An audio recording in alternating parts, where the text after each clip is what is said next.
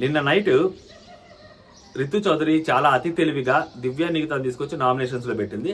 దాని తర్వాత so voting lines open అయ్యాయి. సో ఓటింగ్ లైన్స్ ఓపెన్ అయిన తర్వాత నుంచి ఓటింగ్ ఎవరికి పడుతుంది, ఎలా పడుతుంది, ఏం జరుగుతుంది, సో టాప్ లో ఎవరున్నారు, బాటమ్ లో ఎవరున్నారు, ఎలిమినేషన్ కి చాలా దగ్గరలో ఎవరున్నారు అనేది మాట్లాడుకుందాం. మనకు ఒక చిన్న అప్డేట్ కూడా తెలిసింది. ఆ అప్డేట్ కూడా మీ దగ్గర పెడతాను. సో అది విన్న తర్వాత మీ ఒపీనియన్ అనేది మీరు కూడా కామెంట్ చేయండి. ఈ లోపల hello all, welcome to our channel. నా పేరు మహేష్ చంద్ర. మన ఛానల్ ఎవరైనా కొత్తగా చూస్తుంటే సబ్స్క్రైబ్ చేసుకోండి for more interesting updates and reviews. అలాగే ఫస్ట్ కామెంట్ లో పిన్ చేసి పెడతాను వాట్సాప్ ఛానల్ లింక్. వీరైతే అక్కడ ఫాలో అవ్వండి లైవ్ అప్డేట్స్ కోసం. లైవ్ లో ఏం జరుగుతున్నది అక్కడ అప్డేట్స్ పెడుతూ ఉంటాను. మీకు కుదిరినప్పుడు మీరు ఆ లైవ్ చూడొచ్చు, మీకు ఇంట్రెస్టింగ్ అనిపించినప్పుడు. ఓకేనా? సో ఓటింగ్ ఆర్డర్ లో టాప్ లో ఉంది తనూజ. నిన్న జరిగిన ఏదైతే ఇష్యూ ఉందో, సో కాన్ఫ్రంటేషన్ ఉందో ఆయిషా వర్సెస్ తనూజ, సో దాని తర్వాత నిన్న లైవ్ అంతా కంప్లీట్ గా చూసిన వాళ్ళు అవ్వచ్చు, లేకుంటే నిన్న ఎపిసోడ్ చూసిన వాళ్ళు అవ్వచ్చు, లాస్ట్ వరకు ఒక క్లారిటీగా తెలిసింది ఏంటంటే ఇమాన్యుయల్, ఆయిషా అండ్ నెక్స్ట్ వచ్చేసరికి సంజన గారు, వీళ్ళ ముగ్గురు ఒక బ్యాచ్. సో వీళ్ళ ముగ్గురు కలిసి ఈ అమ్మాయిని టార్గెట్ చేస్తున్నారు. క్లియర్, ఈ అమ్మాయి టార్గెట్ వాళ్ళకి. ఎందుకంటే వాళ్ళకి కూడా, సంజన గారికి కూడా సో తను గెలవాలని ఉంటది కాబట్టి, తన మైండ్ లో అది ఉంటది కాబట్టి ఆ సీడ్ తీసుకొచ్చి తనూజ ఫస్ట్ లో ఉంది అని చెప్పి సో అది ఇమాన్యుయల్ కి చెప్పింది. దాని తర్వాత సంజన గారి దగ్గర కూడా మాట్లాడారు కాబట్టి. అండ్ సంజన గారికి రితుకి మధ్యలో కూడా ఏదో ఒక చిన్న బాండ్ ఉంది. So trust చేస్తుంటది. సో దాన్ని కూడా బ్రేక్ చేయాలని చెప్పి ఆయిషా ట్రై చేసింది. ఆల్మోస్ట్ బ్రేక్ చేసినట్టే ఉంటది. సో కాబట్టి ఇప్పుడు సంజన గారు, ఇమాన్యుయల్ అండ్ ఆయిషా కి టార్గెట్ తనూజ. మరి హౌస్ కే కాదు, బిగ్ బాస్ కూడా టార్గెట్ తనూజ. ఎందుకంటే నిన్న ఆ అమ్మాయి నామినేషన్స్ లో లైవ్ లో మాట్లాడినప్పుడు చాలా ఉంది. ఈమె మాట్లాడినప్పుడు ఏమంటే లైవ్ లో లేదనమాట. అండ్ ఆ అమ్మాయి బాత్రూమ్ లకి ఏడ్చింది లేదు అనేది కూడా ఆల్మోస్ట్ అక్కడ చూపెట్టలేదు. లైవ్ లో చూపిస్తారేమో అనుకో, లైవ్ లో చూపెట్టలేదు. ఆ ఫుటేజ్ ఇక్కడ కూడా పెట్టలేదు. కంప్లీట్ గా అమ్మాయి అసలు బాత్రూమ్ లకి వెళ్ళేది, అక్కడ మాట్లాడేది, నేను బ్రీతింగ్ కోసం వెళ్ళాను, నాకు బ్రీతింగ్ అందరికి వెళ్ళాను అనేది అక్కడ చెప్పింది లైవ్ లో. ఇక్కడ అసలు కూడా తీసేశారు. సో ఓవరాల్ గా తనూజ టార్గెట్ బిగ్ బాస్ కూడా చేస్తున్నాడు కాబట్టి ఆమెకి ఇప్పుడు ఒక కంటెస్టెంట్ ని Bigg Boss team, housemates target చేస్తున్నారు అన్నప్పుడు వాళ్ళకి బయట జనాలు అండగా ఉండడం అనేది ఇట్స్ క్వైట్ కామన్. అది మనం ప్రతి సీజన్ లో చూసేది. సో ఈ అమ్మాయికి ఓటింగ్ అనేది అలాగే పడుతుంది. సో మెజారిటీ ఆడియన్స్ ఈ అమ్మాయి వైపు ఉన్నారు అట్ ప్రెసెంట్ ఉన్న వాళ్ళల్లో. అండ్ ఓటింగ్ కూడా ఈ అమ్మాయి వైపే ఉంది. సో కాబట్టి ఈమె టాప్ లో ఉంది. సో ఈ అమ్మాయిని ఆపేవాళ్ళు, ఈ అమ్మాయిని కొట్టేవాళ్ళు, ఈ అమ్మాయిని కిందకి దించేవాళ్ళు, ఈ అమ్మాయికి దరిదాపుల్లోకి వచ్చే వాళ్ళు కూడా ఎవరూ లేరు. She leading. ఈ వీక్ అంతా ఆ అమ్మాయి లీడ్ చేస్తూ ఉంటది. There is no doubt in that.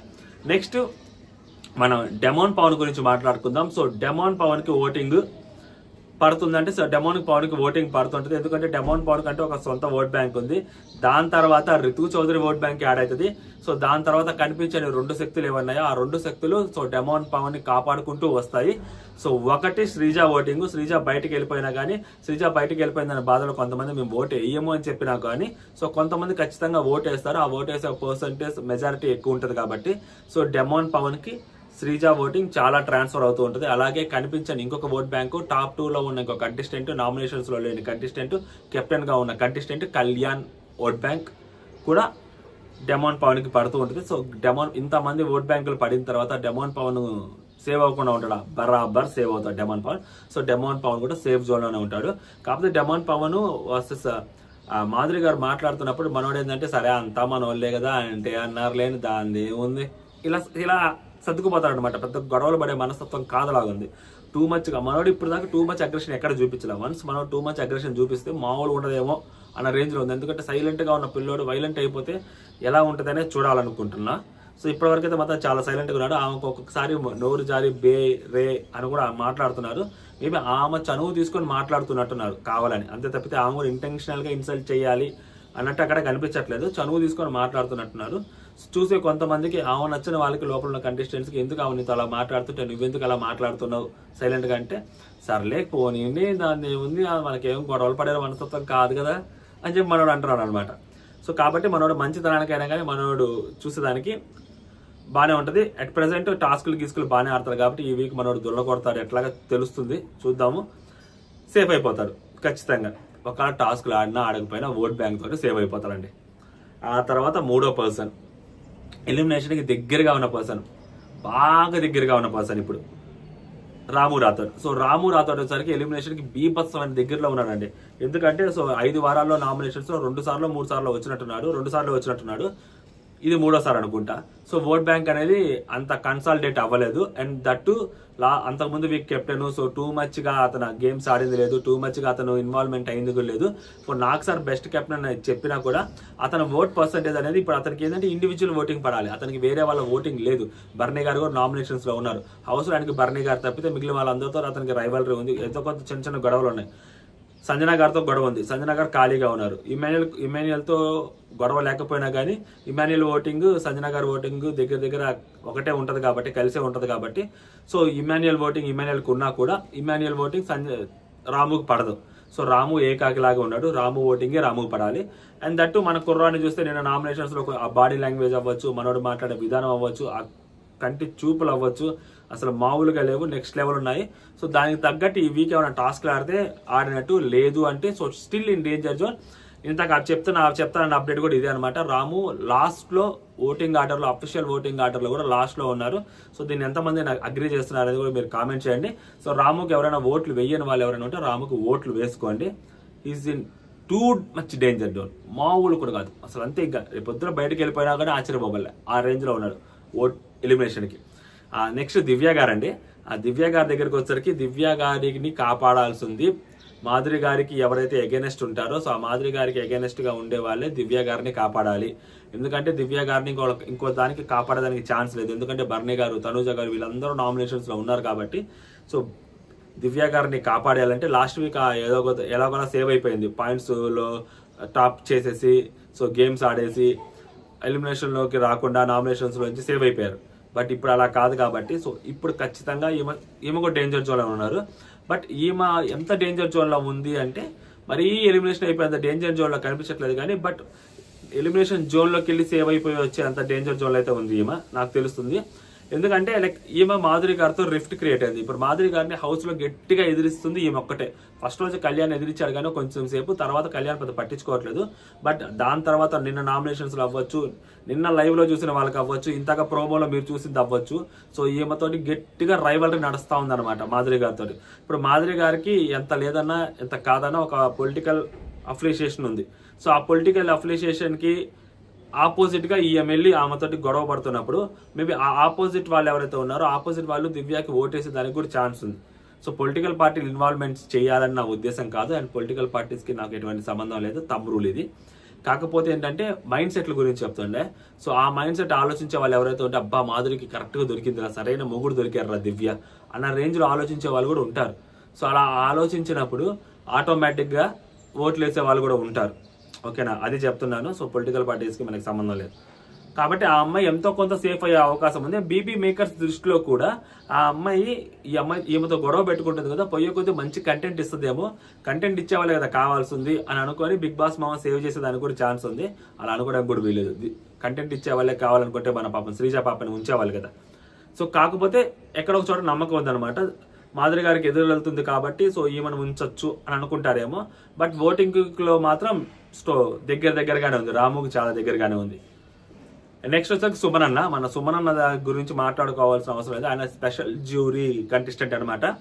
So ఆయన ఉండాలనుకున్నప్పుడు ఉంటాడు, వెళ్ళిపోవాలనుకున్నప్పుడు వెళ్ళిపోతాడు, అంతా ఆయన చేతుల్లో ఉంది, ఆయన ఇష్టం. ఎందుకంటే సో ఆయన ఆపాలనుకునే వాళ్ళు కూడా ఎవరు లేరు, ఆయన్ని పంపించాలనుకునే ప్రయత్నం కూడా ఎవరు చేయరు సుమనన్న. ఎందుకంటే నిన్న సుమనన్న నామినేషన్స్ లో ఎలా నామినేట్ చేయాలి అని చెప్పి ఆడియన్స్ అక్కడ ఉన్న కంటెస్టెంట్స్ అడిగినా కూడా సుమనన్న నేను పంపించరు బయటికి. అక్కడ గేమ్స్ లో కూడా సుమనన్న పెద్ద పర్ఫార్మెన్స్ లేకపోయినా కూడా అప్పుడు సుమనన్న బయటకు పంపించారు. అందులో సుమనన్న నిన్న ఒక నామినేషన్ చేశాడు, సంజన గారిని నామినేట్ చేస్తూ అక్కడ ఉన్న కంటెస్టెంట్స్ అందరూ నవ్వారు. ఆ ఒక్క రీల్ చాలు సుమనన్న ఈ వారం అంతా సేవ్ అయిపోవడానికి. దట్టు మర్చిపోయి చెప్పడం, కెప్టెన్సీ కంటెండర్ల కోసం ఒక 5గురికి ఎక్స్ కంటెస్టెంట్ ఇప్పుడు ఎవరైతే ఉన్నారో లోపల వైల్డ్ కార్డ్స్ కాకుండా వాళ్ళతో ఓల్డ్ కంటెస్టెంట్స్, వాళ్ళకి ఒక టాస్క్ పెడితే ఫుట్బాల్ లాంటి టాస్క్, దాంట్లో సుమనన్న వర్సెస్ తనూజ లాస్ట్ వరకు వచ్చారంట. తనూజ కెప్టెన్సీ కంటెండర్ అయిందంట. సో అలాంటిది మళ్ళీ సుమనన్న లాస్ట్ వరకు వచ్చారంటే అక్కడ బర్నీ గారు ఉన్నారు, సంజన గారు ఉన్నారు. సో అలాంటి వాళ్ళని దాటుకొని వచ్చాడంటే ఇంకా సుమనన్న ఆపేవాడు ఎవడున్నాడు ఈ వీక్, సుమనన్న కూడా సేవ్ అవుతాడు ఈ వీక్. కాకపోతే మేకర్స్ పాయింట్ ఆఫ్ వ్యూలో ఆలోచించినప్పుడు మనం ఫ్లోరా గారిని పంపించేశారు 5 వారాల నుంచి. సో సుమనన్న కూడా 6th వీక్ అండ్ నెక్స్ట్ పోయే కొద్ది భయంకరమైన టాస్క్లు ఉంటారు. వాళ్ళని చూసారు, వైల్డ్ కార్డుని చూసారు, ఎలా ఉన్నారు చూడండి వాళ్ళు, నా యాల్ది అసలు మామూలుగా లేరు, దొరదల్లా ఆడిస్తున్నారు ఇద్దరు. ఆ నిఖిల్ అయితే అసలు ఏదో సై సినిమాలో రగ్బీ బాల్ దొరికితే ఎలా పరిగిస్తారో భిక్షు యాదవ్ అలా పరిగెత్తాడు బాల్ పట్టుకొని. 10 మంది పట్టుకోవాలి అతను ఆపాలంటే, మామూలు విషయం కదా పర్టికులర్ పర్సన్ని. సో కాబట్టి మేబీ సుమన్ అన్నకి కూడా వెళ్ళిపోయే ఛాన్స్. సుమన్ అన్న వెళ్ళిపోతే కంప్లీట్లీ అది స్పెషల్ జ్యూరీలో వెళ్ళిపోయినట్టే బయటికి. నార్మల్ గా త్రూ బాటమ్ ఓటింగ్ లో ద్వారా వెళ్ళినట్టే కాదు అని నాకు అనిపిస్తా ఉంది. సో సుమన్ అన్నకి కూడా ఓటింగ్ పడుతుంది. బట్ సుమన్ అన్నది మాత్రం బిగ్ బాస్ టీం డిసైడ్ చేయాలి ఉంచాలా లేదా అనేది. బర్నీ గారు, సో బర్నీ గారి దగ్గరికి వచ్చేసరికి బర్నీ గారికి ఓటింగ్ పడుతుంది. అండ్ నిన్న జరిగిన నామినేషన్స్ లో బర్నీ గారు వాయిస్ అవుట్ చేసి మాట్లాడటము, సో అబ్బా బర్నీ గారు ఈజ్ బ్యాక్ అంటాం. సో బర్నీ గారు ఈజ్ బ్యాక్ అని బర్నీ గారి టీమే పెడుతుందంటే, సో మొన్నటి వరకు బర్నీ గారు అంటే వేరే చోట ఎక్కడో ఉన్నాడని, అంటే ఆయన బంధుత్వాల మధ్యలో ఇరుక్కుపోయాడు, గట్టిగా వాయిస్ అవుట్ రేజ్ చేసి మాట్లాడలేదు, సైలెంట్ గా ఉంటున్నాడు అన్న ఒక్క రీజన్ తోటి. సో బర్నీ గారికి కూడా ఓటింగ్ అంతంత మాత్రంగా ఉంది. బట్ నిన్న బర్నీ గారు సంజన గారి మీద వాయిస్ అవుట్ చేసి మాట్లాడటము, చాలా గట్టిగా మాట్లాడటం, చాలా అగ్రెసివ్ గా మాట్లాడటం తోటి, అండ్ దట్ కొంచెం బిల్డప్ కూడా ఉంది లైట్ గా సమ్వేర్. రితు చౌదరి గురించి మాట్లాడుకుంటూ మన రాము తోటి, అండ్ నెక్స్ట్ వచ్చేసరికి మన దివ్య తోటి, నా గురించి మాట్లాడిన వాళ్ళందరూ, నన్ను నామినేషన్ తీసుకొచ్చి నానా మాటలు అన్న వాళ్ళందరూ బయటకు వెళ్ళిపోయారు. ఒక్కొక్కరుగా బయటకు వెళ్ళిపోతూ ఉన్నారు. సో నేను నామినేట్ కూడా చేయలేదు, వాళ్ళే వెళ్ళిపోతా ఉన్నారు బయటికి అని మాట్లాడుతున్నారు అనమాట. లైక్ కౌశల్ మాట్లాడుతున్నారు సెకండ్ సీజన్ లో. చూడాలి మరి ఈయన బిల్డప్ కి, మరి ఈయన నామినేట్ చేసిన వాళ్ళు ఎవరు, రితు చౌదరి కానీ సంజన గారు కానీ నామినేషన్స్ లో లేరు. మేబీ నెక్స్ట్ వీక్ వస్తే వెళ్ళిపోతారన్న కాన్ఫిడెన్స్ వీళ్ళలో ఉందేమో. బట్ ఈయన ఏమంటారు అంటే, నేను గేమ్ ఆడితే ఎలా ఉంటుందో చూడలే కదా రాము, ఇప్పుడు చూపిస్తాను, పిక్చర్ అభి బాకీ హై మేరే దోస్త్, సో దేఖ్లేంగే అంటున్నాడు ఆయన. చూడాలి మరి ఏం దేఖ్లేంగో, మరి ఏంతో మరి. బట్ ఒకటి ఏంటంటే కొంచెం వాయిస్ అవుట్ చేసి మాట్లాడుతున్నాడు, కొంచెం గట్టిగా మాట్లాడుతున్నాడు. ఆ అగ్రెసివ్ టోన్ లోనే గేమ్ ఆడాలని చెప్పి మెజారిటీ ఆడియన్స్, బిగ్ బాస్ చూస్తున్న న్యూట్రల్ ఆడియన్స్ కోరుకుంటున్నారు ఆయన దగ్గర నుంచి. మీరు గట్టిగా గేమ్ ఆడాలి, మీరు వాయిస్ అవుట్ చేసి మాట్లాడాలి, మీరు సైలెంట్ గా మాట్లాడితే కుదరదని. ఈయన పాయింట్ ఆఫ్ వ్యూ ఏంటంటే సింపుల్ థింగ్. మొన్న కిచెన్ లో గొడవ జరిగినప్పుడు, ఫస్ట్ రోజు కళ్యాణ్కి ఈమెకి గొడవ జరిగినప్పుడు, ఆయన మీలో చాలా ఫైర్ ఉందండి, మీరు చాలా గట్టిగా మాట్లాడుతున్నారండి, మామూలు విషయం కాదండి అంటాడు. పక్కకు వచ్చి నిన్న ఏమంటాడంటే, ఆమె గొంతు నాకు ఇరిటేటివ్ గా ఉంది, ఆ గొంతు కిచెన్ లో నాకు వినిపించకూడదు అంటాడు ఈయన. అదే మాట ఆమెకు చెప్పొచ్చు కదా, అక్కడ చెప్పొచ్చు కదా, మీరు చాలా ఇరిటేటింగ్ గా మాట్లాడుతున్నారండి, ఇలా కిచెన్ లో ఇలా మాట్లాడితే కుదరదండి, కొంచెం అందరితో సర్దుకుపోవాలని చెప్పొచ్చు కదా. అక్కడ బిస్కెట్ వేయటం ఎందుకు, ఈడకు వచ్చి మాట్లాడటం ఎందుకు? ఇది ఇంత ప్రాబ్లం. అంత కట్అవుట్ పెట్టుకొని, అంత వాయిస్ పెట్టుకొని ఆన్ ఫేస్ మాట్లాడు, అది ప్రాబ్లం అనమాట. చూద్దాం ఏం జరుగుతుంది అనేది. బట్ తనుజ గారు టాప్ లో ఉన్నారు, బర్నీ గారు తర్వాత ఉన్నారు, తర్వాత డెమోన్ ఉన్నాడు, తర్వాత బర్నీ గారు తర్వాత ఉన్నారు 3వ ప్లేస్ లో. ఆ తర్వాత 4వ ప్లేస్ లో సుమన్ అన్న, 5వ ప్లేస్ లో దివ్య, 6వ ప్లేస్ లో ఎలిమినేషన్ కి దగ్గరగా రాము ఉన్నారు. ఇదనమాట as of no update. So మీరు ఎవరికి ఓట్ వేశారు అనేది కామెంట్ చేయండి, మన ఛానల్ ని సబ్స్క్రైబ్ చేయండి for more interesting reviews and updates. జై హింద్.